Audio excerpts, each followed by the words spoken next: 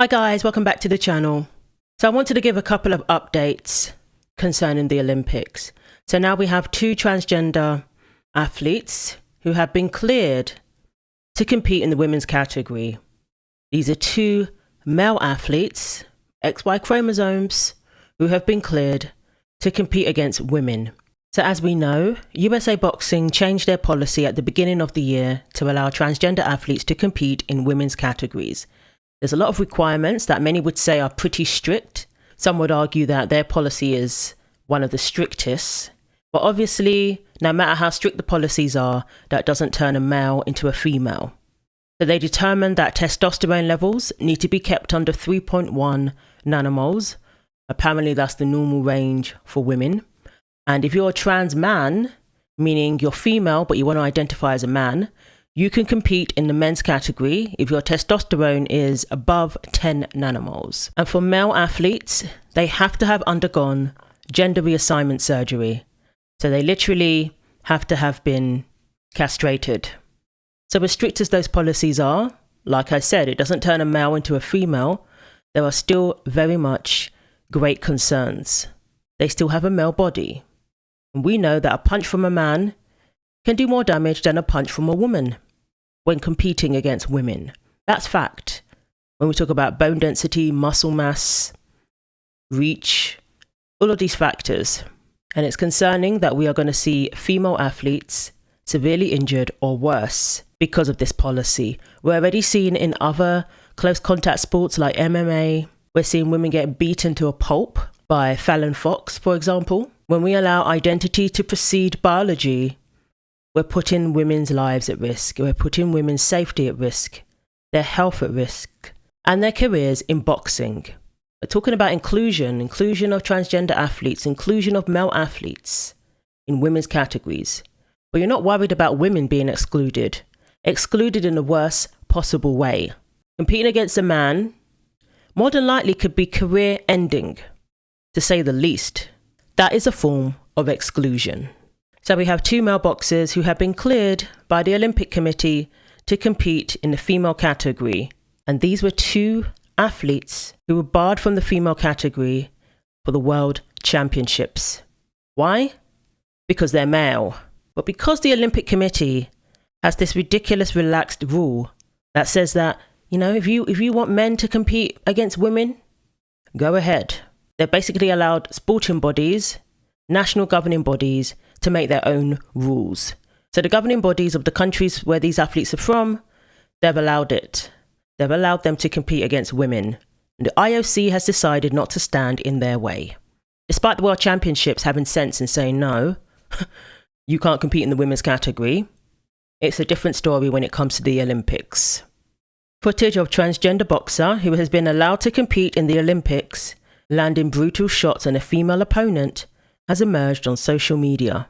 Two boxers who were banned from the World Championships for being deemed biologically male have been cleared to compete at the Olympics as women.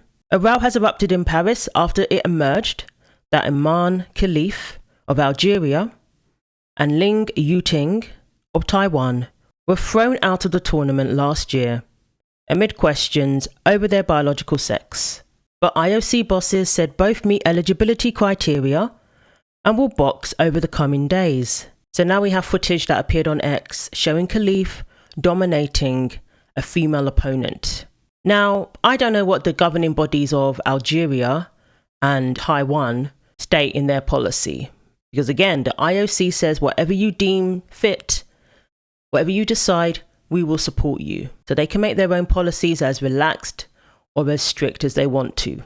So Teresa posted, "This was Imane Khelif fighting in Mexico in December 2022 against a Mexican woman. 3 months later, a test apparently revealed the XY chromosome. Note the force of the punching. Imane's opponent that day said she certainly did." A la mexicana Imane Khelif, que se está llevando la contienda ahora en las repeticiones, el golpe de impacto. Sí, se vio claramente de nueva cuenta el recto en combinación, hasta 5 golpes alcanzó a conectar, manejándose con el jab y otra vez en la combinación, en el upper, otro golpe de impacto, le van a aplicar otra cuenta de protección. Cuidado, porque si llega a una tercera ocasión es susceptible de que le detengan el pleito. La velocidad de puños de Khelif no pudo contrarrestar lo rápido que desenfundaba tanto la izquierda como la derecha, y en la parte de este tercer episodio se estuvo comiendo en reiteradas ocasiones el jab y el recto. Y bueno, pues aquí repasamos estos momentos de apremio para la mexicana, como observamos aquí que le estaban dejando el guante Champions of this en el tournament. botón, y la esquina azul. Blue corner de Algeria. El resultado, Khelif es campeona del Golden Bell Series. Aquí está por abandono, como ya les platicábamos desde la esquina, dijeron no más castigo para... That guy just looks like a straight up dude. He's not even trying to look feminine. Now, I understand that there's some issues with people who are classed as female. There's some athletes who are classed as female, but they have higher than normal testosterones. I know there's an issue with that in track and field at the moment. Well, not at the moment, it's been going on for years. And people just assume that these were women who had high testosterone and they shouldn't be punished because they naturally have high testosterone. But it turns out that they actually have XY chromosomes. And when it comes to track and field, they're still being allowed to compete. And we've had female athletes who have spoken out, saying that they believe it's unfair. Some of them got backlash. I know there was one in the UK who spoke out against it. When you're the best in the world, people get obsessed, with what you do. And then comes a genetic. Okay, we all different anyway, in kind of a way, in life. I think it challenges and threatens the integrity of women's sports to have intersex athletes competing against genetic women. I think Caster's a wonderful person. I have nothing against her, but I think we already have an established precedent of men's sports and women's sports, and I think we need to honor that. Women have fought far too long to be able to even have the right to compete, and now it's being challenged by intersex and trans athletes, and I don't think that's right. You're chasing down somebody like Caster Semenya, who's light years ahead, it seems. Yeah, I mean, I've tried to avoid the issue all year, and you can see how emotional it was, between me and Melissa and Joanna at the end, and we know how each other feel, but it's out with our control and very much relying on the people at the top sorting it out, and I think the public can see as well. Sorry. Just how difficult it is with the change of rule, but all we can do is give our best. I saw the three of you come together there, kind of a hug of unity. Yeah, I mean, we see each other week in, week out, so yeah, we know how each other feel. There's no such thing in life. If you want to get rid of a human being, you go tell them straight, I want to get rid of you, instead of going around collecting data on how their body or their physique, their performance. Probably there's something adventurous or something, or probably because they say I have advantage in high testosterone. Of course I do have it, so what? On the outside comes Caster Semenya. She was poised and she waited. Neon Saba's still fighting to hold on to the silver. She will. And RJ Wilson will pick up a bronze for the USA. So this is another issue, and maybe this is what happened here as to why they're allowed to compete. Maybe they're not even classed as transgender. Maybe they're legally recognized as women, and then they found out about the XY chromosome. So that could be the case here. I'm not sure. And I do wonder if that's the case with Brittany Griner, to be honest. A lot of people are just saying this is a dude. I never went down that route because I don't like people accusing females of being males, because that's the very thing they say that, was going to happen if you start policing people's bodies. You know how TRAs make that argument, saying, well, everyone's going to start questioning all the women now because you're questioning us. No, you're male and everybody knows it. You're saying you identify as a woman and we're saying that doesn't make you a woman. Simple as that. If you're a woman, though, it's pretty easy to prove you're a woman. So, I didn't want to go down that route with Brittany Griner. I just assumed this is a very tall person. But I saw some photos. I heard Brittany speak. And then in an interview, I think after getting released from Russia, Brittany was talking about growing up. She was very tall and had a very deep voice and had no breasts whatsoever. And I've seen footage of her swimming. And for some reason, Brittany doesn't see the need to wear a bikini top ever. Now, with women, no matter how flat-chested you are, you still wear a bikini top. You still have breasts, no matter how, big or small they are. But with Griner, there was didn't see the need to ever cover her top half like a man wouldn't. And then, recently, her wife, I guess, gave birth. And Brittany said that she wants to be called Pops. She told the reporter it's Pops. So, people have questions.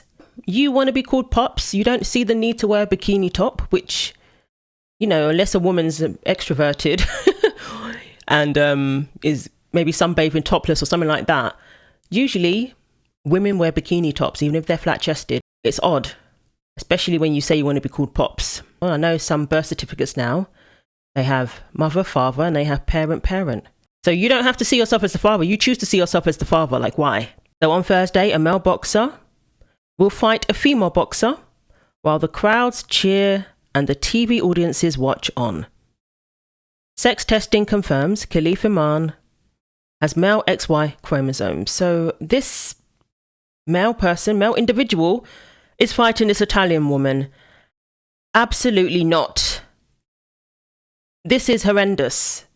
This is absolutely horrendous. I mean, even by the photos, I'm like thinking, I'm fearing for this woman. I wouldn't do it. But I know you've got to the Olympics. You're a female boxer and you've made it to the Olympics. You don't want to exclude yourself from an opportunity of a lifetime, whether it's your first time at the Olympics or you've been to the Olympics multiple times. Every opportunity to go to the Olympics is greatly valued, especially as it only comes around every 4 years. So very, very scary if you ask me. And I don't think it's right to put women through this. I don't think it's right to put female athletes through this. They now have to choose between competing at the Olympics or not coming home from the Olympics. Oh yeah, she can get injured fighting against a woman. Boxing's dangerous. Yes, we know this. But again, a punch from a male athlete is going to have more of an impact against a female than a punch from another female athlete. This is common sense. This is fact. An identity is not going to soften the blow. After the disqualification, Mexico's Tamara came forward with her own experience of fighting Khelif earlier in the tournament. When I fought with her, I felt very out of my depth. Her blows hurt me a lot. I don't think I have ever felt that in my 13 years as a boxer, nor in my sparring with men. Thank God that day I got out of the ring safely. And it's good that they finally realised. She didn't feel that way because she was competing against another female. She felt that way because she was competing against somebody who has the body of a man, regardless of, what he's legally recognised as or identifies as. She said she's never felt that before in her life, in her career. When you're competing against a man or sparring against a man, as Carrie Williams said, they take it easy. They don't go all out. It's just sparring. They're helping you with your training. They're not trying to knock you out. So yes, she has sparred with a man before, but competing against a man who wants to win, who wants to knock you out, that is going to be a whole new different experience, a very scary experience. Boxing coach Carrie Williams said the same thing. She described sparring with a 16-year-old boy and really feeling that if this person really wanted to go all out, he could do some serious damage. But she said he was a gentleman and he went easy on her. So yes, I'm grateful that she made it out safely. We saw the footage there. I mean, there were some serious blows that were landed. But I'm in fear for the Italian woman who's going to be fighting this person. If she continues to go ahead and fight him, I pray that everything goes well. That she gets out of the match safely. This is why people are not watching the Olympics. Nobody wants to see that. So both Khelif and Yu-Ting were disqualified from the Women's World Boxing Championships in March 2023 in New Delhi after a series of DNA tests were ordered amid concerns over the sex of some of those taking part. I'm so glad they did that DNA test. I personally wouldn't care because I know that I'm a woman. So, take a swab, whatever. That's all it takes. I'd rather that than have somebody who is male competing against women and putting our lives at risk. So the president of the International Boxing Association spoke out and said that these athletes were trying to fool people into believing they were female. They were trying to fool people and pass off as women so they could compete in the female category.